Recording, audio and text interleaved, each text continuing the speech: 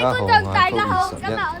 今日我哋回顧返3年前喺度假村入面發現咗一個被遺棄的海盜船。2022年4月2號晚，我表弟表妹仲有姊妹們，我哋5個人一齊就開始探索被遺棄的海盜船。當時嘅天氣狀況係唔好嘅，有落雨，容易導致地面濕滑。而我當時係錄影嘅，當時係夜晚9點鐘左右入去呢個被遺棄的海盜船入面。各位觀眾，呢邊係開咗燈嘅，你見啦，係開咗燈嘅。唔知點解無啦啦就開咗盞燈啦，但係又唔知點入去喎。係工作人員，所以咧我要退場，好恐怖。我唔得，唔俾退場。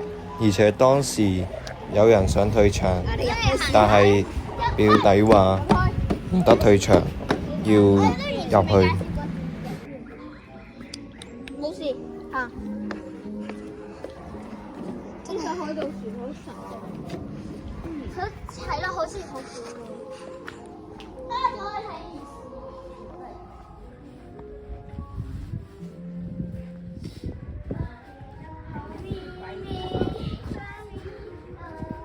我唱歌好恐怖啊！過嚟。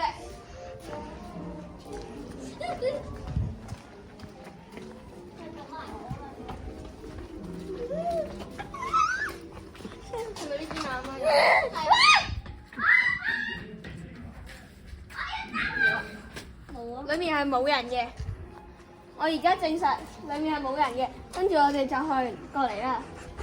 我吊燈要咁咯，風嚟啊！行啦，真係唔驚。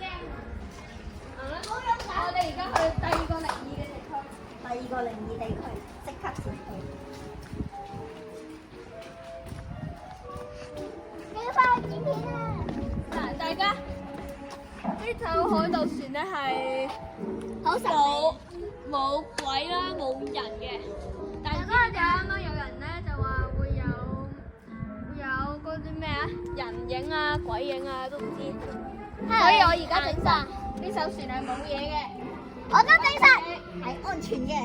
4，好，我哋大家去下一個目標，下一個靈異地區。我哋都嚟介紹自己。唔好細介紹啊！係咯，可以。同一晚，我哋而家入咗嚟呢一個餐廳入面嘅展覽館入面參觀一下。阿哥係真係好無聊啊！呢度係一啲大眾部分你哋係得個名車嘅，嗱過嚟啦。讀就唔好讀。然後我發現咗廚房嘅詭異事。呢個就係阿弟啦。喂，我哋去廁所。咁你係廚房。我見到一個超詭異嘅嘢，跟住我嚟。呢度就係可以嘅地方，有盒火柴喺度，仲有高爾夫球。仲有高爾夫球，仲有盒火柴，超可以。咁呢條片就到此為止啦。